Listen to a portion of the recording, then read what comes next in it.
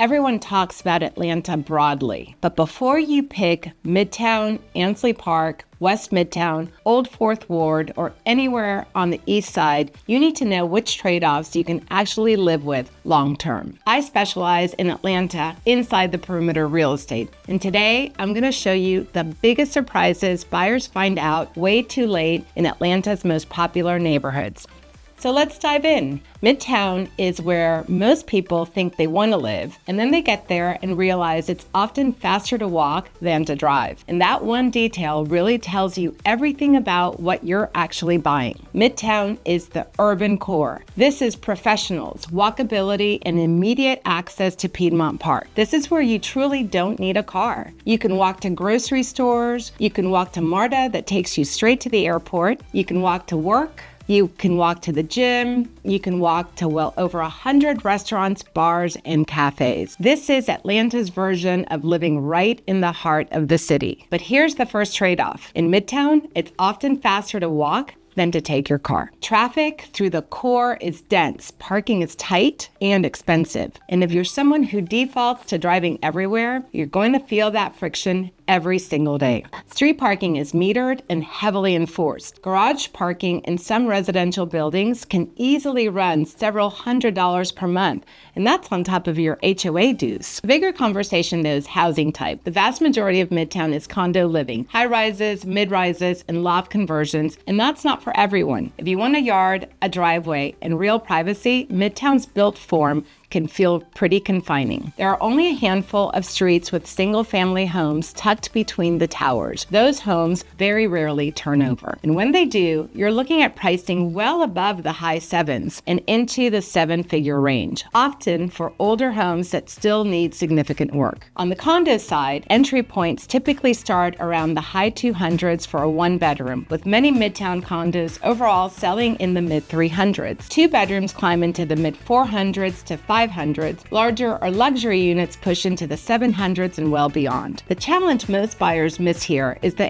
HOA fees. A lot of full-service buildings carry monthly dues in the mid-400s to well into the higher hundreds, and in some full-service or luxury in-town buildings, those fees can approach or exceed the low 1,000s per month, especially if you've got pools, gyms, concierge services, and 24-hour staff. And that's before your mortgage, property taxes, and often paid parking. It's one of the clearest wrong area risks if you're only looking at the purchase price. And I'm saving the neighborhood with the biggest hidden monthly costs for the end. It's the place everyone loves for walkability, but very few buyers actually budget for it correctly. Stick around. But let's continue on Midtown. This area has almost no new construction for single-family homes. The historic residential blocks between 10th and Ponce de Leon Avenue are largely built out with early to mid-20th century houses. And when those come up, you should expect some renovation needs and premium pricing.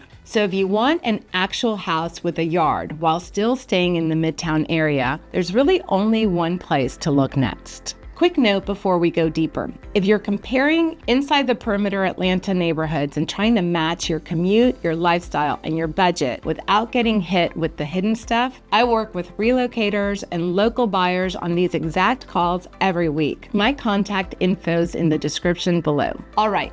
Back to it. So if you want single-family homes in the Midtown area and you want access to the newest section of the Beltline's East Side connection, Ansley Park absolutely delivers. But here's the disconnect. These homes cost about 3 to 5 times what Midtown homes run. Ansley Park sits between Peachtree Street and Piedmont Park. You've got curving streets, small park islands, and large architecturally significant homes that date back to the early 1900s. It's intentionally designed. And you still get walkability to the Atlanta Botanical Gardens, Piedmont Park, Midtown's cultural district along Peachtree, and easy access to shopping and dining. But you're living on quieter, more private residential blocks. The homes here are stately, bigger lawns, and elegant, established architecture. These are original houses from the 1920s and 1930s, and many of them have been meticulously renovated. The overall vibe is historic luxury. It's understated,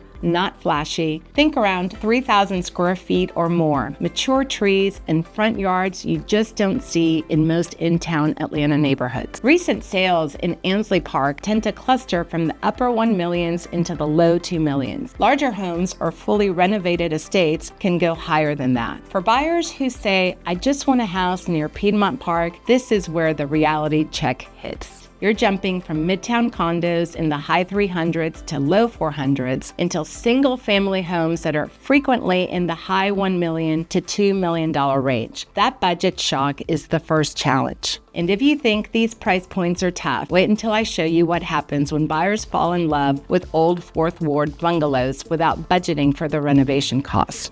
Stay with me. Now, the second challenge in Ansley Park is traffic. On a map, Ansley Park looks incredibly central and well located. But in practice, once you leave those calm interior streets and hit Piedmont Avenue, Peachtree Street, or the freeway ramps during peak hours, congestion can rival any major city. The Ansley Park Civic Association's Neighborhood Conservation Study specifically calls out residential concerns around traffic and parking pressures tied to surrounding growth. Empty nesters who want elegance, walkable culture, and established quiet tend to love Ansley Park. Buyers who want true urban energy right outside their door, crowds, nightlife, constant activity, often find it almost too quiet. It's deceptively suburban, even though you're very much in the middle of the city. And speaking of that urban energy, our next area delivers it in a totally different package. So, West Midtown went from warehouses to being one of the city's main dining destinations in under 15 years. And here's what makes it work for a lot of first-time homebuyers. You can get new construction townhomes here where Midtown is mostly condos and Ansley Park starts in the 7 figures.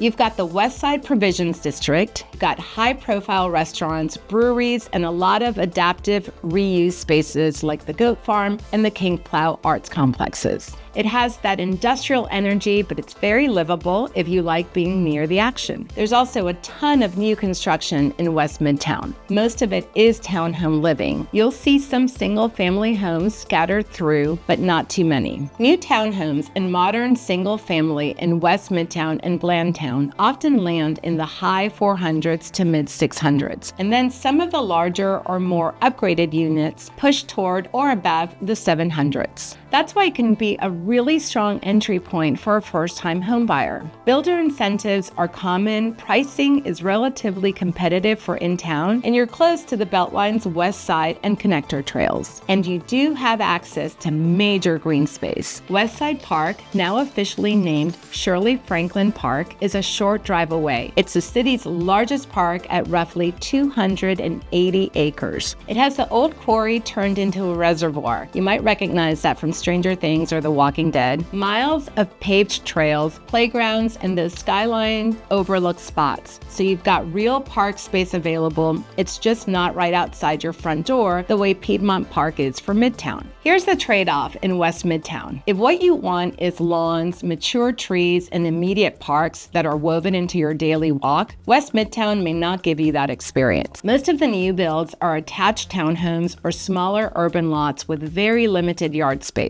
A lot of these run roughly 1,200 to low 3,000 square feet. And instead of a traditional backyard, you're often getting rooftop decks. So the vibe is modern finishes and a walkable food scene. It's not suburban yards. The other challenge is crosstown traffic. If you live here and you commute east toward Decatur, the East Side Beltline neighborhoods, or even certain North Side job centers, those crosstown drives can get real slow at rush hour. Being close to the interstates helps for north-south movement, but moving laterally across the city during peak hours, you'll need a lot of patience. And like a lot of Beltline adjacent townhome communities, you should expect HOA dues. Several $100s per month is very common, especially if there are shared amenities or structured parking. So, West Midtown works really well for buyers who want modern construction and access to the food scene, and they're fine with minimal outdoor space. But if Beltline walkability is the priority, the East Side tells a different story.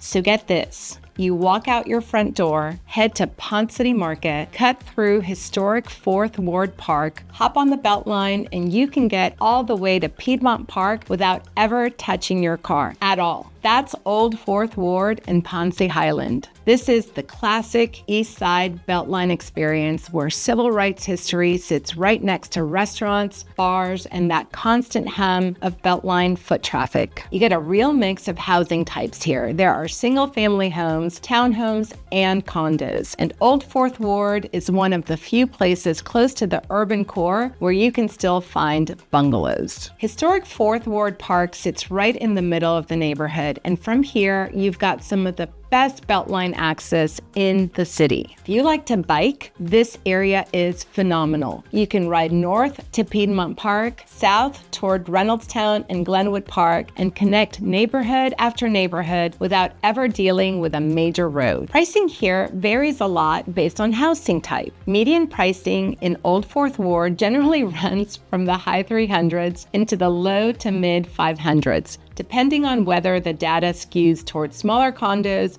or larger townhomes. On the ground, older or smaller condos often trade from the low 300s into the 400s. Newer townhomes and larger condos near the Beltline frequently push into the high 500s, 800s, and beyond. Standalone, historic bungalows near the park or the Beltline commonly list in the high 800s into the low 1 million range, especially if they are renovated and have off-street parking. There are a few caveats buyers need to understand.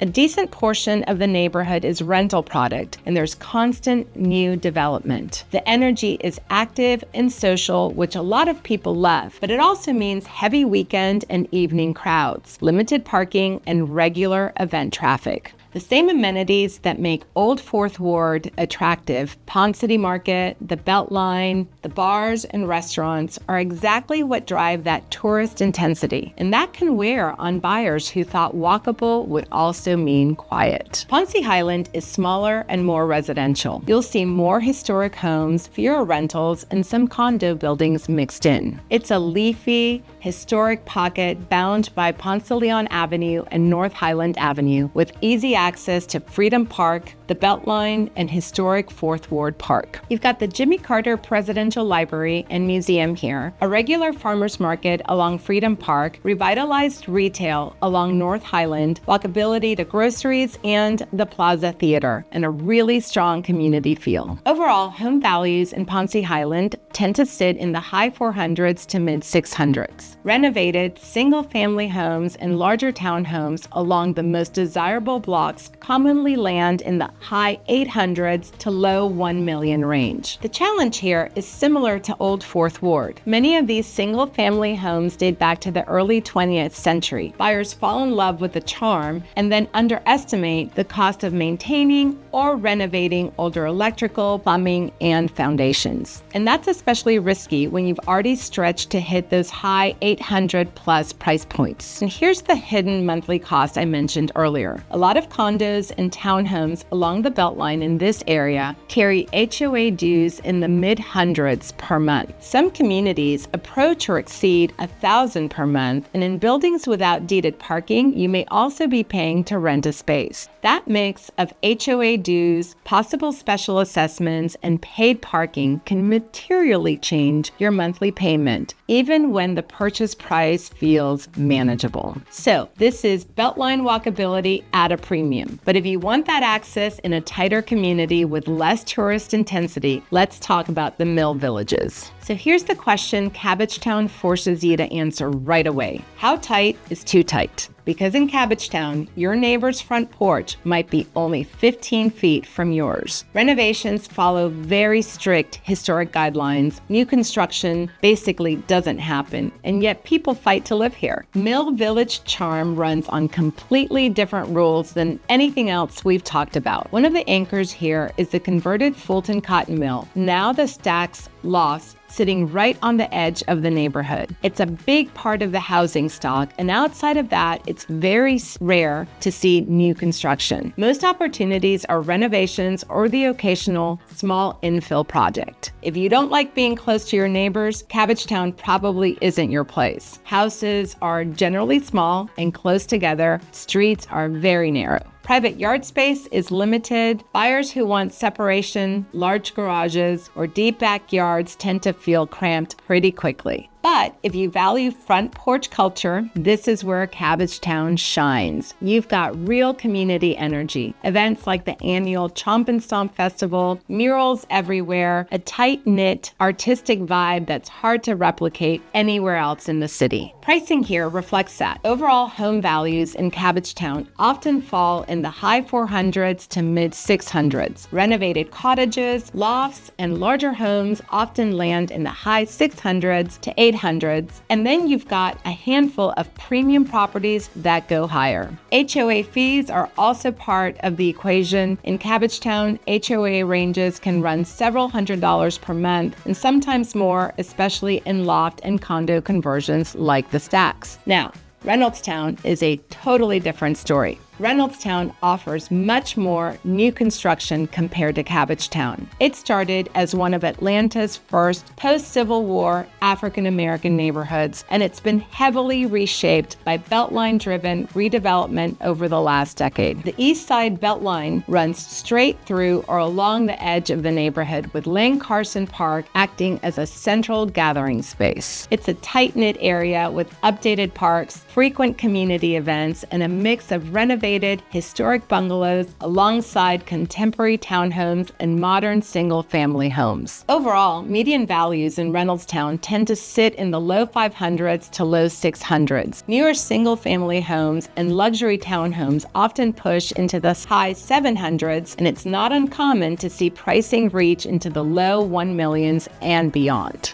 Active listings show a wide range. You'll see smaller condos in the mid 200s all the way up to the upper 900s and beyond for larger homes. There's variety here, but the top-end new construction can surprise buyers who assume East Side Beltline automatically means affordable. HOA dues are a big factor too. In Reynoldstown, some attached products carry HOA fees up to around the higher hundreds per month, and certain in-town attached communities can approach $1,000 per month when you bundle amenities and services. That's the trade-off. 3-story living, shared walls, HOAs, and the Beltline Premium all bundled together. Lane Carson Park and the constant stream of community events create strong neighborhood energy. But if you're looking for suburban, quiet, and space, this will feel too urban. And this is where expectations tend to break. Buyers who picture East Side bungalow under $1 million without understanding Cabbagetown's density or Reynoldstown vertical HOA-heavy product, that's where the mental picture and the reality stop lining up. So the difference between these neighborhoods is about choosing the trade-offs you can live with long-term. Most buyers get this wrong by prioritizing the wrong factors and discovering the deal breakers too late. If you're moving to Atlanta inside the perimeter and want help matching neighborhoods to your commute, lifestyle, and budget without the hidden surprises, email me at hello@vcgrealty.com today. I'll walk you through the trade-offs and current inventory for your situation.